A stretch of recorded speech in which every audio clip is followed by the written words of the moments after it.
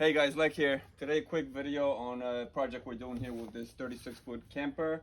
We're renovating the extension cabin as it was all rotten. We're on my brother's property, building a little getaway house here for now out of this camper. So we want to share with you guys how we're gonna finish this wall, basically how to get an 8x3-foot window. And for that we're using 1/4-inch plexiglass. I'll go over all the parts, all the products we got for this project in a second.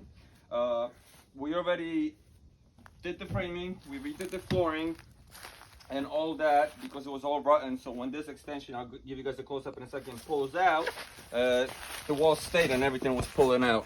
As you guys can see, these beams right here. So we had to replace the flooring, a beam that goes here that sits on these pillars on each side, to attach the flooring to it, that pulls the floor out, and that's how this whole structure pulls out. That's the basic view idea of this thing.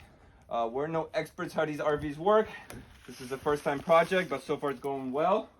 So the goal is put a big plexiglass window here, then cover everything with plywood, and we're just gonna do regular house framing, as you see right here on the ground, to cover it up so it's all waterproofed. So I'll show you guys some shots of how we were fixing this up, and then just.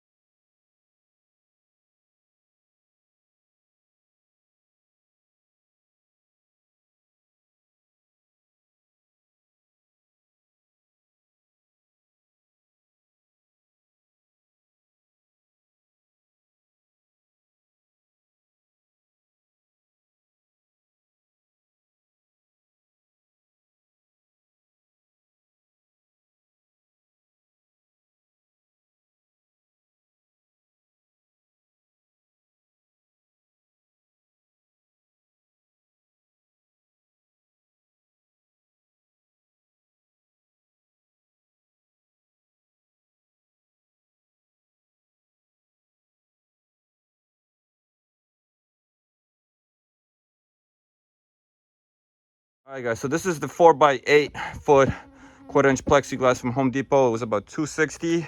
If you try to order custom piece, we're doing an 8x3-foot window here, and that piece was going to cost us what, $400 or $500, right? Yep. You just get this. We're not even going to cut it. We're going to screw right over the framing, as you see. We got to pre-drill the holes, and then we're covering this up with the siding, plywood first, and then the siding, and that's it. Some silicone, and we'll show you guys progress in a second. So we clamped it down to make life easier. Now we're gonna mark where we want to draw holes. Another way was to do a little trim inside, you know, and just get the plexiglass in there like a piece of glass and reinforce it with support from each side, like on the inside of a beam. The problem is this stuff is flexible, so we figured this is going to be more secure. I'm going to put a bead of silicone in there and then screw it down with some stainless steel screws and washers, plastic washers, so we don't crack the plexiglass. And I'll go like probably every 6 to 8 inches or so all around. I'm going to pre-drill the holes and then we can mount it.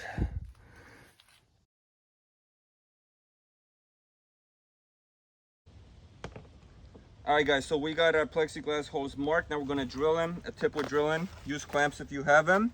If not, you just put in pressure. You want a piece of wood under it, and you want to make sure the plexiglass is tight with the wood itself. And then make sure you have a nice sharp bit, and you want a high speed. Don't put too much pressure, and just want to let it go through all the way through the wood. Don't have the plexiglass loose in the air. That's most likely going to make it shatter and crack. So just like that, guys. We're going to do this all and we can mount it. So before we throw the plexiglass on, then bead of silicone just for extra protection and a little spacer between the wood and the plexiglass. And we're clamping it down, and now we can screw them all down using washers and stainless steel screws.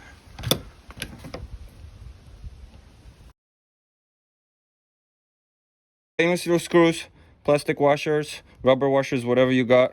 I got what was available in Home Depot, and we're going to tighten this, but go slow so you don't go too over tight in it. Watch the silicone squeeze, that's when you know you're good. Once this spreads like that, you can see the washer already being snug. We're good. You don't want to over compress it because you will crack the plexiglass. So the plexiglass is installed now. We're now removing the protective plastic here on the outside, on the inside. We just removed the inside where we're gluing it down, obviously. And now we can start working on the plywood for these gaps and then the siding. But we got a storm coming, so we might have to take a pause. We'll see how it goes. So yeah, we got rain, but we got a little improvised setup. So basically we're doing plywood on the sides now. Regular 1.5 inch screws here. Once we do that, we do the bottom the other side, and then we can do the siding.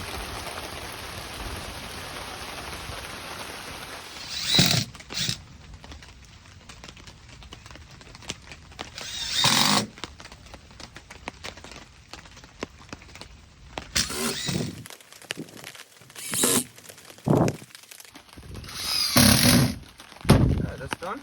We got the bottom left. Alright, so plexiglass and wood is finished now.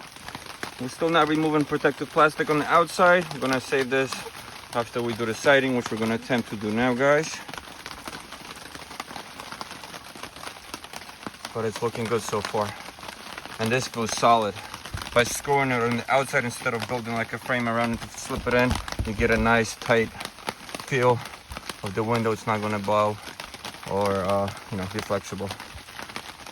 Anything else you're gonna need for the siding, for aluminum or vinyl, which we're using. And it's just looks kind of like a roofing nail, but it's out of aluminum, so prevent rust and so on.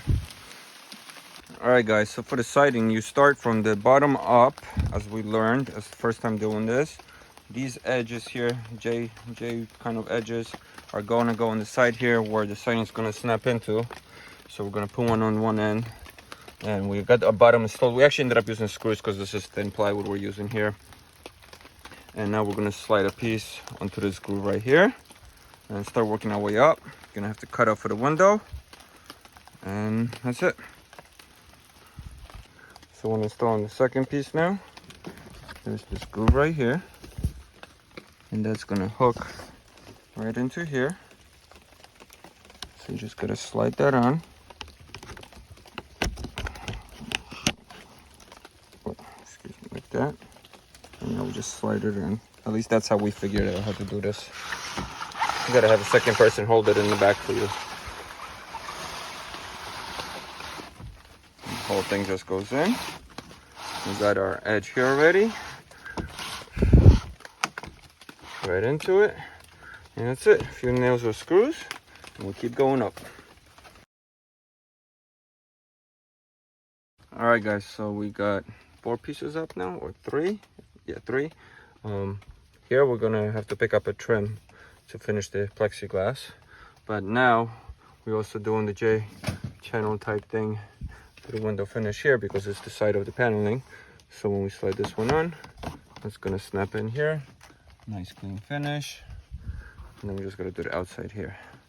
Once we get to the top, we can do the full pieces there. And then we just gotta do the same thing over here.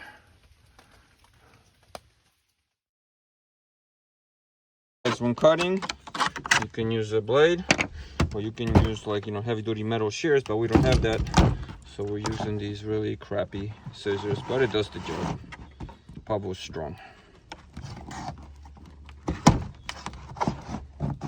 That's it. Quick progress.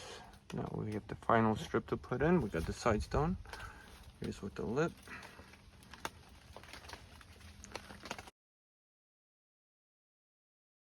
And here we go, guys. Pretty much done.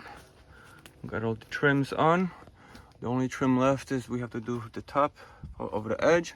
We're gonna add a little trim here as this just didn't line up. And then this piece, but this is all just cosmetic. The big project is done. It looks awesome. Can't wait to remove the plastic, but we're gonna hold off on that until the weather improves and until we finish all the other pieces. But yeah.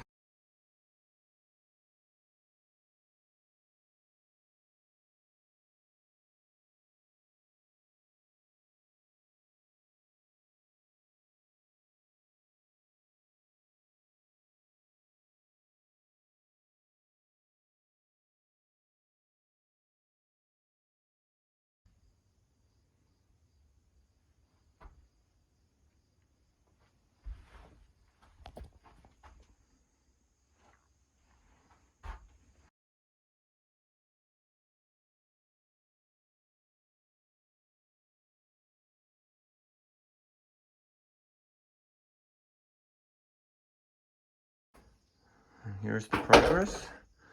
We insulated the inside of the wall with foam and styrofoam insulation, and got this 1/4 inch paneling, and then we did the snap-in flooring. Now we just gotta fix up these walls, probably stove here, and work on the rest of the flooring. So for the top lip here, we use the same stuff we use on the sides here, and we just overwrapped it right over it. A couple of screws to secure it, and it should be good.